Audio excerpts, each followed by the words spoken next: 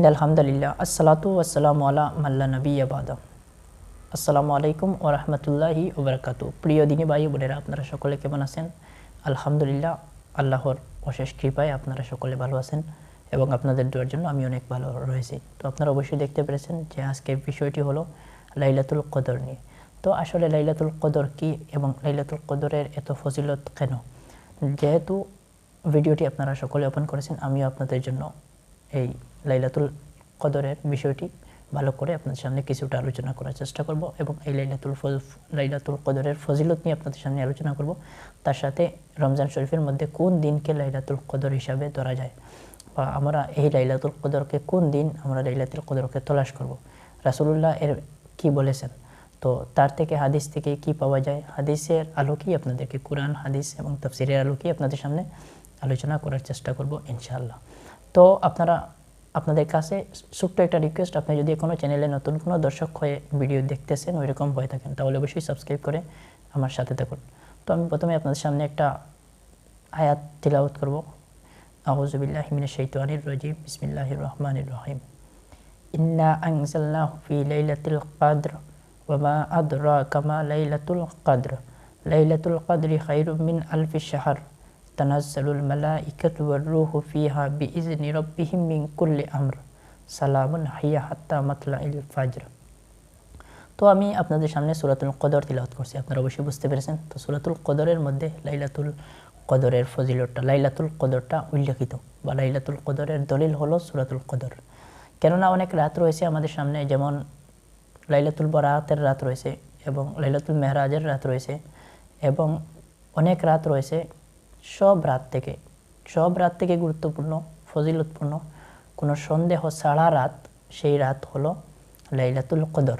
ওই লাইলাতুল কদরের মধ্যে কোনো মুফাসসিরিনে কেরাম, কোনো আলেম, কোনো উলামা, কোনো জামাতের দল, কোনো কেউ কী করতে পারবে না, হাত দেওয়ার ক্ষমতা নাই। কেননা কোরআন থেকে সরাসরি লাইলাতুল কদরের দলিল রয়েছে।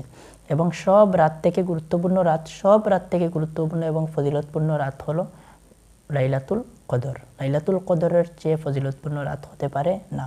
কেননা আল্লাহ রাব্বুল আলামিন স্বয়ং নিজে বলেছেন যে লাইলাতুল কদর, এই কদর সূরাতুল কদরের মধ্যে বলেছেন যে 1000 মাস থেকেও উত্তম, 1000 মাস থেকেও ওই রাত উত্তম। অর্থাৎ আপনি 1000 মাসকে যদি হিসাব করেন তাহলে দেখবেন প্রায় 70 বছরের মতো সোয়াব পাওয়া যায়। 70 বছর থেকেও অধিক সোয়াব এক রাতের বদলতে আল্লাহ তাআলা আমলনামার মধ্যে দিয়ে দেবেন, সুবহানাল্লাহ। তো সেই ক্ষেত্রে এই সূরা নাজিল হয়েছে এই জন্য যে আপনাদেরকে একটা ছোট্ট শানে নজুল বলবো, অনেকটা রয়েছে, হাদিসের মধ্যে অনেক রকম পাওয়া যায়। তো সেটা হলো এক মুজাহিদ, অর্থাৎ জেহাদ করে, সে বিনা অস্ত্রে জেহাদ করতে করতে 1000 মাস থেকেও বা 1000 বছর থেকেও সে কী করে জেহাদ করতে করতে চলে আসছে। তো আল্লাহ রাসূল সাল্লাল্লাহু আলাইহি ওয়াসাল্লাম, সাহাবারা বলেছেন, অনেকে বলতেছেন, রাসূলকে কোয়েশ্চন করেছেন যে এই যে যারা জেহাদ করে করে আসছে, তারা তো আল্লাহর কাছে এত মকবুল, এত ফজিলতপূর্ণ, এত গুরুত্বপূর্ণ, আল্লাহর কাছে তারা অনেক পছন্দিতা লাভ করেছে। কেননা তারা বিনা হাতিয়ার ছাড়া তারা এই আল্লাহর রাস্তায় জেহাদ করে আসছে। তখন রাসূলুল্লাহ সাল্লাল্লাহু আলাইহি ওয়াসাল্লাম বলেছেন যে আমার এই উম্মতের মধ্যে আমি একটা রাত দিয়ে দেব, উম্মতের মধ্যে আমার উম্মতরা যদি এই এক রাত যদি ইবাদত করে তাহলে তারা 1000 রাত থেকেও বেশি, 1000 মাস থেকেও বেশি সওয়াব তারা পেয়ে যাবে। ওইটা কিন্তু আল্লাহর রাসূল সাল্লাল্লাহু আলাইহি ওয়াসাল্লাম আমাদেরকে এই বলেছেন, ওই সাহাবীদেরকে বলেছেন। আমি আশা করি আপনারা বিষয়টি বুঝতে পেরেছেন। তো আপনি যদি ওই এক রাত ইবাদত করেন তাহলে আপনি 1000 মাস থেকেও বেশি সওয়াব পেয়ে থাকবেন ইনশাআল্লাহ। তো এখন কথা হলো, ওইটা কোরআন থেকে, সরাসরি কোরআন থেকে প্রমাণ রয়েছে। এবং ওই রাত্রিতে আপনি কি দোয়া পড়বেন ওইটাও আমি আপনাদেরকে আলোচনা করব। হযরত আয়েশা রাদিয়াল্লাহু তাআলা আনহু থেকে রাওয়ায়াত, তিনি বলেছেন যে রাসূলুল্লাহ সাল্লাল্লাহু আলাইহি ওয়াসাল্লাম বলেছেন ওই রাত্রিতে বেশি বেশি করে একটা দোয়া পড়তে। তো সেই দোয়াটি হলো আল্লাহুম্মা ইন্নাকা আফুউন তুহিব্বুল আফওয়া ফাআফু আন্নী ইয়া গফুরু ইয়া গফুরু। ওই দোয়াটি বেশি বেশি করে পড়ার চেষ্টা করবেন। সহিহ হাদিস থেকে ওইটা প্রমাণিত, রাসূলুল্লাহ সাল্লাল্লাহু আলাইহি ওয়াসাল্লাম বলে দিয়েছেন ওইটা পড়ার জন্য। তো সেই ক্ষেত্রে আমরা ওই রাত্রিতে বেশি বেশি করে ইবাদত করি।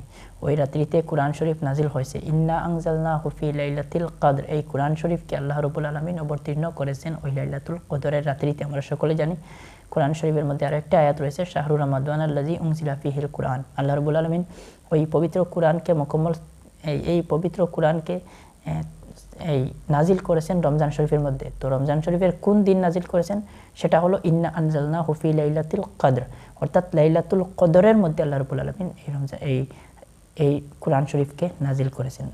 আমি আশা করি আপনারা বিষয়টি বুঝতে পেরেছেন। তো সেই ক্ষেত্রে এই লাইলাতুল কদরের মধ্যে আমরা যেন বেশি বেশি করে ইবাদত করতে পারি এবং বেশি বেশি করে নামাজ পড়তে পারি, নফল নামাজ পড়তে পারি, বেশি বেশি করে কোরআন শরীফ তিলাওয়াত করতে পারি। তো আল্লাহ তাআলা আমাদের সকলকে যেন ওই রাত্রিতে ইবাদত করার চেষ্টা করেন, ইবাদত করার তৌফিক দান করেন। আমরা সকলেই জানি রমজান শরীফ অনেক গুরুত্বপূর্ণ। এই 12 মাস থেকে সর্বশ্রেষ্ঠ মাস হলো মাহে রমজান শরীফ, এবং ওই রমজান শরীফের একটা রাত রয়েছে। এজন্যই এত ফজিলতপূর্ণ আল্লাহ তাআলা কোরআন শরীফ নাজিল করেছেন, এবং ওই কোরআন শরীফ নাজিল করেছেন কদরের রাত্রিতে। তো কদরের জন্যই আল্লাহ তাআলা রমজান শরীফের মাসকেই গুরুত্বপূর্ণ মাস বানিয়ে দিয়েছেন। তো আমরা বেশি বেশি করে ওই রাত্রে ইবাদত করব। এখন কথা হলো যে ওই রাত্রিতে আমরা কিভাবে কখন ওই রাতটি আমরা তলাশ করব। তো সেই ক্ষেত্রে চলে আসবে এতেকাফের মাত। এতেকাফ তো এসেছেই এই জন্য যে যেন লাইলাতুল কদরকে মানুষ তলাশ করে পায়। মানুষরা যদি এতেকাফের মধ্যে চলে যায় তাহলে লাইলাতুল কদরকে পেয়ে যায়। তো সেই ক্ষেত্রে লাইলাতুল কদর নির্ধারিত কোনো দিন কেউ বলতে পারবে না। অনেক রকম হিসাব করে বা অনেক রকম হাদিসের ইখতিলাফ থেকে, মাসাইল থেকে পাওয়া যায় যে 27 রাত, অর্থাৎ 27 রমজানের রাত যে রাতটি রয়েছে ওই রাত্রিতে লাইলাতুল কদর হওয়ার সম্ভাবনা অনেক বেশি।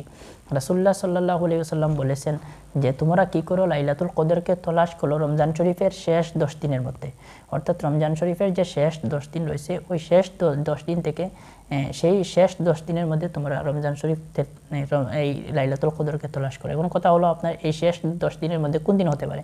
তো সেই ক্ষেত্রে রাসূলুল্লাহ বলেছেন শেষ 10 দিনের যে বেজুর রাতগুলো রয়েছে সেই রাতগুলোর মধ্যে তোমরা রমজান শরীফকে তোমরা লাইলাতুল কদরকে তলাশ করো।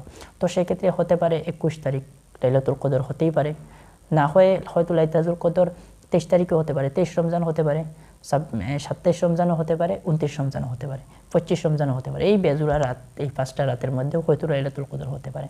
তো সেই ক্ষেত্রে বেশি ইখতিলাফ বা যেটা বেশি বেশি ইখতিলাফ পাওয়া যায় যার উপরে, সেটা হলো এই 27 রাত, অর্থাৎ 27 রমজানের রাত্রিতে লাইলাতুল কদর হওয়ার সম্ভাবনা বেশি।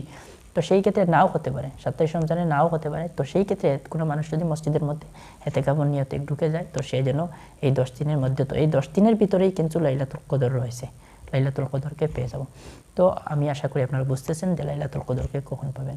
তো লাইলাতুল কদরের প্র্যাকটিক্যালি নামাজের ভিডিও আপনাদেরকে কীভাবে নামাজ পড়তে হয় আপনাদেরকে শেখাবো ইনশাল্লাহ, এবং নিয়ত কীভাবে করতে হয়, কোন সূরা দিয়ে পড়তে হয়, বিস্তারিত অনেক কোয়েকশন মানুষ করে থাকে, ওইটা নিয়ে আমি একে একে আপনাদের সামনে ডিসকাস করবো ইনশাল্লাহ। তো আজকের ভিডিওটি ওইখানে সমাপ্ত করতেছি। সকলে ভালো থাকুন, সকলে সুস্থ থাকুন। দেখা হচ্ছে সকলের সাথে নতুন কোনো ভিডিওর মাধ্যমে। ধন্যবাদ। খুদা হাফিজ। আসসালামু আলাইকুম।